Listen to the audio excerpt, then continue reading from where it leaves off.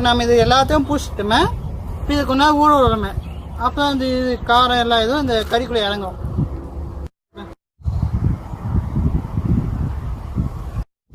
பாருங்க இந்த இதை வேக வைக்கிறது நல்லா காற்று பாருங்க, நல்லா வேகமாக அடிக்குது பாருங்க.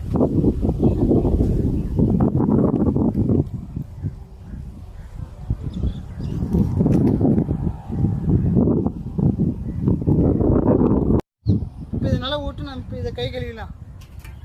இப்போ இது நல்லா ஊறிடுச்சு. இப்போ நம்ம எட்டாந்து அதில் வச்சிடலாம். நம்ம ரெடி பண்ணி வச்சுருந்தா இதில் வந்து வச்சு விடலாம்.